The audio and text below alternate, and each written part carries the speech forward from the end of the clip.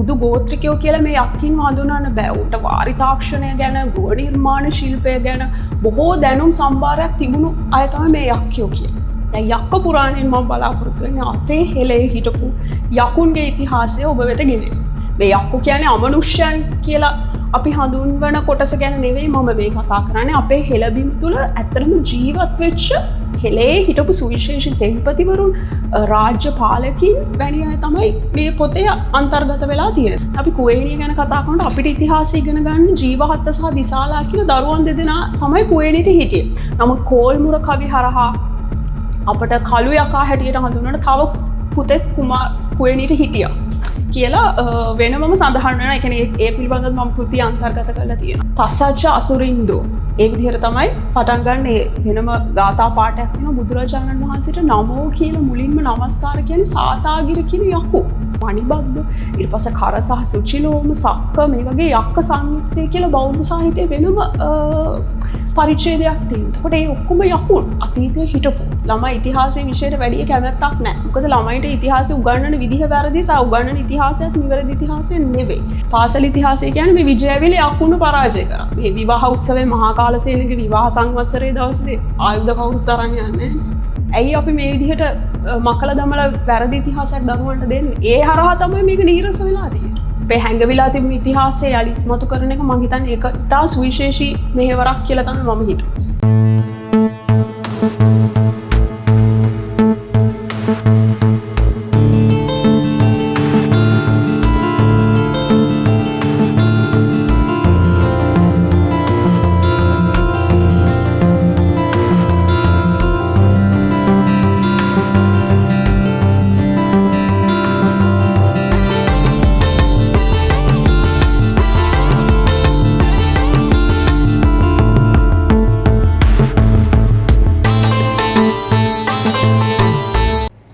ආයිබෝවන් කාලත්‍ර TV අපේ 2026 වසරේ පළවෙනි වැඩසටහනින් ඔබට කුතුහලය සහ අධ්‍යාපනික ඓතිහාසික වටිනාකමක් තියෙන අලුත් නිර්මාණයක් ගැන ඔබව දැනුවත් කරන්නයි මේ සූදානම. පොතපතේ රචනා වුණු ඉතිහාසයට වඩා ඉතිහාසයක් ලංකාවට උරුම වෙනවා කියන්නට දරණ වෑයමක් තමයි අද අපි ඔබට ඉදිරිපත් කරන්නේ. ඒ සඳහා අද අපිත් එක්ක එකතු වෙලා ඉන්නවා නීතිඥ තාඹරශ්‍රී වික්‍රමනායක මහත්මිය. ආයිබෝවන්. ආයිබෝවන්. මෙතුමිය අතින් රචනා වුණු හෙළ රාජණියන්ගේ නොකී කතා තේමා කොටගත් අසුරාණ කෘතිය වගේම හෙළ රාජවංශයේ නොකී කතා යන තේමාවක් කරගත් අසුර සංහිතා කෘතිය ඉතාමත් වටිනා නිර්මාණ වෙනවා.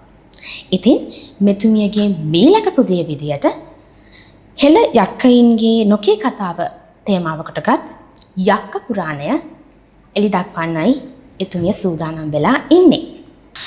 නීතිඥතුමියනි, ඉතින් මේ කෘතිය දැන් ඔබතුමිය මීට කලින් කෘති දෙකක් රචනා කළා. දැන් තව මේ හෙළ යක්කයින්ගේ නොකී කතාව කියන තේමාවෙන් තවත් කෘතියක් රචනා වෙලා තියෙනවා. ඒ තේමාව සහ අන්තර්ගතය අර කලින් රචනා කරපු අසුරාණි සහ අසුර සංහිතා කෘතිය එක්ක වෙනස් වෙන්නේ කොහොමද? දැන් අසුරාණි කෘතිය ගැන ගත්තොත් අපි දන්නවා ඕනෑම රටක ඉතිහාසයක් තියෙනවානේ. අපිට අධ්‍යාපන ක්‍රමය තුලින් අපේ විෂය නිර්දේශන අපට උගන්වන ඉතිහාසයක් තියෙනවා. දැන් ඒ ඉතිහාසය ගැන ගත්තොත් අපි පාසල් යන කාලේ අපි ඒක හැදෑරුවා. නමුත් ඒක අධ්‍යයනය කරනකොට අපිට පැහැදිලි වෙන කරුණක් තමයි ඒ ඉතිහාසයේ බොහෝ අඩුණුගුඩු තැන් තියෙනවා අපිට උගන්වන ඉතිහාසය. සහ විෂය නිර්දේශයේ නිර්වද්‍ය නැහැ. විජයාවතරණයට කලින් අපේ හෙළබිම තුළ තිබුණු සැබෑ ඉතිහාසය මොකක්ද? පුරාවිද්‍යාත්මක මූලාශ්‍ර වේවා, සාහිත්‍ය මූලාශ්‍ර වේවා, ජනශ්‍රුතිය මුල් කරගෙන වේවා, ඒ තියෙන සැබෑ ඉතිහාසය අපි දරුවන්ට උගන්වනවා කියන එක. දැන් අසුරාණි කෘතියෙන් ඇත්තටම මගේ පරමාර්ථය වුණේ ඒක මම නම් කරේ අසුරාණි හෙළ රැජිනියන්ගේ නොකී කතාව. ඒ කියන්නේ අපි අහලා නැති මහාවංශයෙන් පරිබාහිරව වෙනත් පුරාවිද්‍යාත්මක මූලාශ්‍ර වේවා, අනිකුත් සාහිත්‍ය මූලාශ්‍ර වේවා, ජනශ්‍රුතිය වේවා, ඒ අනුසාරයෙන් අපි එක්රැස් කරගත්ත හෙළ රැජිනියන්ගේ විස්තර තමයි අපි අසුරාණි කෘතියේ ඇත්තටම ඉදිරිපත් කරේ. ඊපස්සේ මම ඊළඟට රචනා වෙච්ච අසුර සංහිතා කියන කෘතියේ මගේ අරමුණ උනේ ඒත් හෙළ රාජවංශයේ නොකී කතාව. ඒ කියන්නේ අසුර අධිරාජ්‍ය සහ හෙළබීම අතර තිබුණු සම්බන්ධතාවය. එතකොට විජයාවතරණයට කලින් අපේ හෙළබීම තුළ හිටපු ඒ අසුර රජවරුන් කවුද? මහා බලි, ඊට පස්සේ තාරක, හිරණ්‍යකාශ්‍යප, රාවණ, කුම්භකර්ණ ඒ වගේ බොහෝ රජවරුන් පිළිබඳව අසුරු සංහිතා කෘතිය මම සාකච්ඡා කරා. ඉතින් මගේ තුන්වෙනි කෘතිය එන්නේ යක්ක පුරාණය. ඒ කියන්නේ යකුන් ගැන තමයි ඒ කෘතියේ සඳහන් වෙන්නේ. ඒ කියන්නේ අපේ ආදී හෙලේ හිටපු යක්ෂ, නාග, දේව, රාක්ෂ කියන ජන කොටස් වලින් යකුන් හැටියට අපි හඳුන්වන ඒ ජන කොටස. දැන් ගොඩාක් තැන්වල මම දකිනවා මේ යක්ෂ ගෝත්‍රිකයෝ කියන වචනේ. නමුත් යක්ෂ ගෝත්‍රිකයෝ කියන වචනයට වඩා ඉහළට කියන්නේ ගෝත්‍රිකත්වයට වඩා ඉහළට කියන්නේ එතනින් දියුණුවට පත්වෙච්ච අපිට හුදු ගෝත්‍රිකයෝ කියලා මේ යක්කින් හඳුනන්න බෑ. උන්ට වාරි තාක්ෂණය ගැන, ගෘහ නිර්මාණ ශිල්පය ගැන බොහෝ දැනුම් සම්භාරයක් තිබුණු අය තමයි මේ යක්කියෝ කියන්නේ.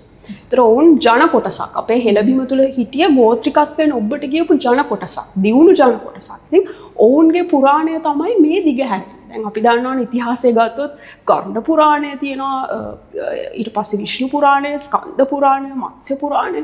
මේ වගේ පුරාණ කියන නම මුල් කරගෙන ග්‍රන්ථ බොහෝමයක් රචනා වෙලා තියෙනවා. කියන්නේ මේ හැම පුරාණයකම යම්කිසි චරිතාපදානයක් මුල් කරගෙන දැන් විෂ්ණු පුරාණයේ තියෙන විෂ්ණු දෙවියන් පිළිබඳ. ස්කන්ධ පුරාණයේ තියෙන ස්කන්ධ. දැන් යක්ක පුරාණයෙන් මම බලාපොරොත්තු වෙන්නේ අපේ හෙළේ හිටපු යකුන්ගේ ඉතිහාසය ඔබ වෙත ගෙනෙන්න.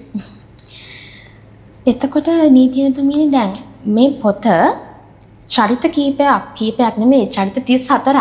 දැන් අපිට මතක් වෙන්නේ එහෙම යක්කයින් කිව්වම විශේෂ චරිත. ඇත්තටම ඉතිහාසය යට ගිහිල්ලා තියෙනවා. ඔබතුමිය ඊටමත් වෙහෙස වෙලා චරිත 34ක කෘතියක් තමයි මේ විදිහට මේ අපිට ගෙනලා දෙන්නේ.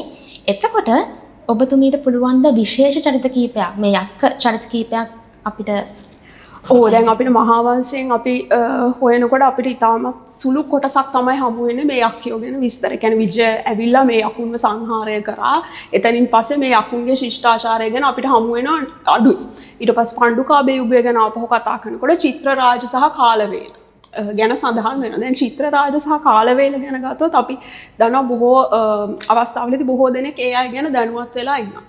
ඊට අමතරව මහා වංශයෙන් පරිබාහිරව අපිට ජනශ්‍රුතිය තුලින් හමු වෙන රජවරු. දැන් උදාහරණයක් විදිහට බම්බා රජු.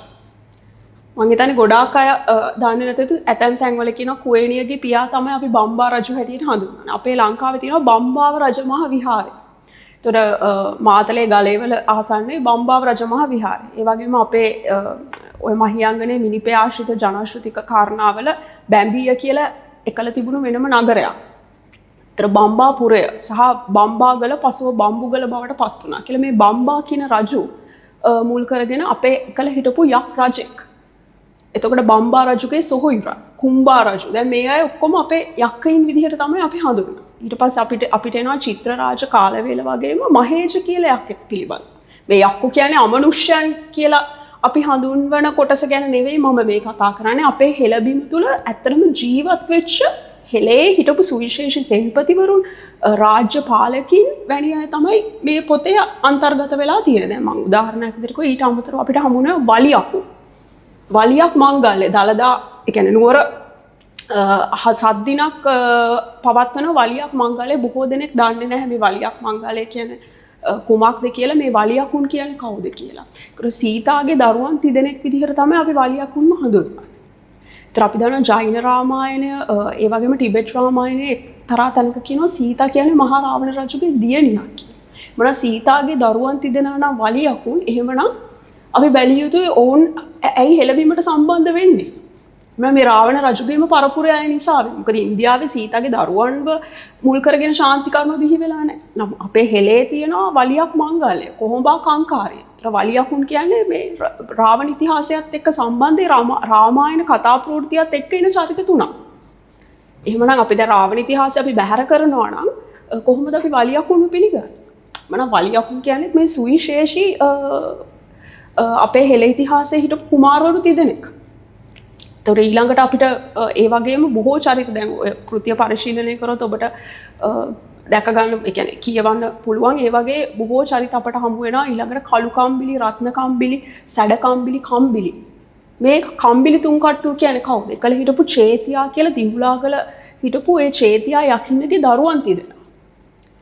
ඒ වගේ චරිත බොහෝමයක් ඔය පොතේ අපි සාකච්ඡා කරනවා. ඊට පස්සේ බෞද්ධ සාහිත්‍ය තුල අපිට හමු වෙන මම හිතන්නේ අපිට ඉදිරියට කතා කරන්න පුළුවන් යකුන් කවුද?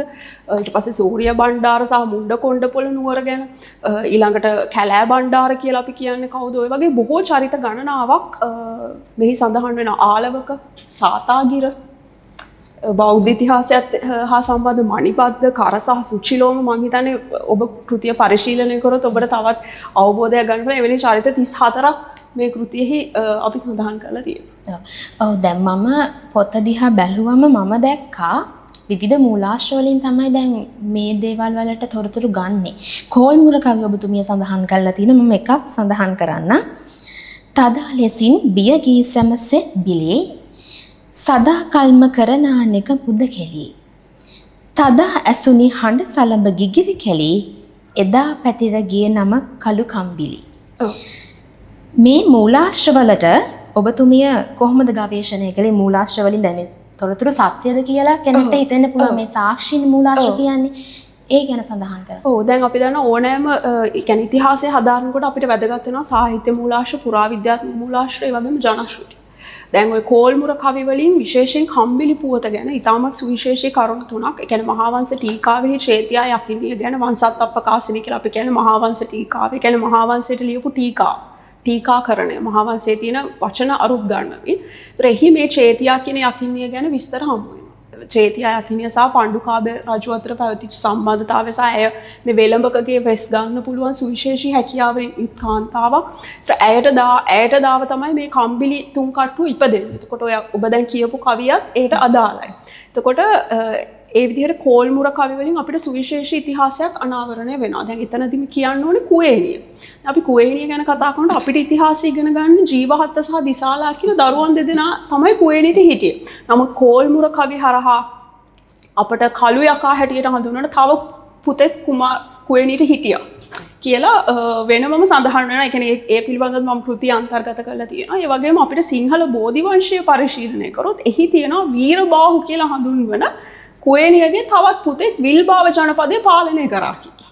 අපිට මේව මහාවංශය හමුවන්නේ නැහැ. ඔබ යන්න විල්බාව රජමහා විහාරයට ගියොත් ඔබට අදටත් දැක ගන්න පුළුවන් එහි තියෙන ඉපැරණි කතා ප්‍රවෘත්තීන්, ඒ වගේම මේ කුවේණිය හා සම්බන්ධ විස්තර සහ කුවේණියගේ සොහොන් ගැබත් එහි තියෙනවා කියලා ජනප්‍රවාද කියන්නේ ජනශ්‍රුතිය සඳහන් වෙනවා. මේ වීරබාහු කුවේණියගේ පුතා තවත් පුතෙක්. ඒතර මේ දේවල් අපිට අර මහාවංශයෙන් හමුවන්නේ නැහැ. වෙනත් සාහිත්‍ය මූලාශ්‍ර වේවා, ජනශ්‍රුතිය වේවා, කෝල්මුර කවි, ඒ තුලින් තමයි අපිට මේ දේවල් අනාවරණය කරගන්න පුළුවන් වෙන්නේ. ඒ වගේම තමයි සෙල්ලිපි. ඇතැම් දේවල් තියෙනවා අපිට සාහිත්‍ය මූලාශ්‍ර වල නොමැති. සෙල්ලිපි වලින් අනාවරණය වෙනවා. දැන් ඔබතුමීගේ පැහැදිලි කිරීමත් එක්ක මට ආව ප්‍රශ්නය මේ මූලාශ්‍රත් එක්ක මේ යක්කයින් කියන මේ පදනමට ආගමික ඇසුරක් ලැබිලා තියෙනවා. ඒ සම්බන්ධයෙන් ටිකක් සඳහන් කරමු. ඔව් දැන් මම ඇත්තටම මේ පොත දුරුතු මාසය කියන අපි දුරුතු පෝය. ඒ කියන්නේ යකුන්ට බුදුරජාණන් වහන්සේ මහියංගනයට වැඩම කළ ධර්ම දේශනා කරේ මේ දුරුතු පෝයට තමයි අපි ඉතිහාසය අහලා තියෙන්නේ. එතකොට මේ යකුන් හා බුදුදහම අතර ඉතා සුවිශේෂී සම්බන්ධයක් තියෙනවා. අපි ගත්තොත් සාතාගිර නමෝ යක්කෝ තසච්ච අසුරින්දෝ, ඒ විදිහට තමයි පටන් ගන්න. වෙනම ගාථා පාඨයක් තියෙනවා බුදුරජාණන් වහන්සේට නමෝ කියලා මුලින්ම নমස්කාර කියන්නේ සාතාගිර කියන යකු. නමෝ කියන වචනේ নমස්කාර පාඨයේ ආරම්භය ඔබ බෞද්ධ සාහිත්‍ය තුලින් බැලුවොත් එහි සඳහන් කරලා තියෙන්නේ සාතාගිර තමයි බුදුරජාණන් වහන්සේට নমස්කාර කරලා තියෙන්නේ නමෝ කියලා. එතකොට සාතාගිර ගැන කතා කරොත් සාතාගිර ගැන අපි හොයලා තියෙනවා. අපේ රටේ තියෙනවා සප්තකන්‍යා කඳු වැටිය. හත්ගිර. ඔය සාතාගිර හත්ගිර ප්‍රදේශයේද ජීවත් වුණේ. එතකොට අපේ පිරිත් පොත්වල තියෙනවා සාතාගිර පර්වතයෙන් ආපු යකුන් බුදුරජාණන් වහන්සේගෙන් ධර්මය අහන්නට ආවා කියලා. ඊළඟට අපිට හමු වෙනවා ආලවක යකු.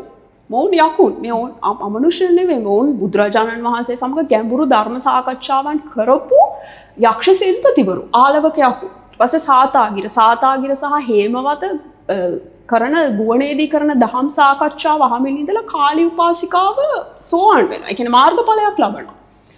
ඉතින් අමනුෂ්‍යයන්ට මේ වගේ ධර්ම සාකච්ඡා කරන්න බෑනේ. මේ ඇත්තටම හිටපු යකුන්. සහ ඔවුන් සතු අතීතයේ විමාන තිබුණාද ගුවනේ ඉඳලා මෙවැනි සාකච්ඡාවන් කරන්න. දැන් මහා රාවණ රජු දඬු මොණරේ ගැන අපි කතා කරනවානේ. එහෙමනම් සාතාගිර සහ හේමවත ගුවනේදී ඉඳලා 15ක පොහොය දිනක මේ බුදුරජාණන් වහන්සේ සහ ධර්මයේ පිළිබඳව සාකච්ඡා කරනවා. එතකොට ඒ කියන්නේ තමන්ගේ මහලේ ගර්භණී අවස්ථාවේ තමයි ඒ කාලී උපාසිකාව ඉන්නේ. එතකොට ඇය මේක අහගෙන ඉඳලා ඇය මාර්ගඵලයක්.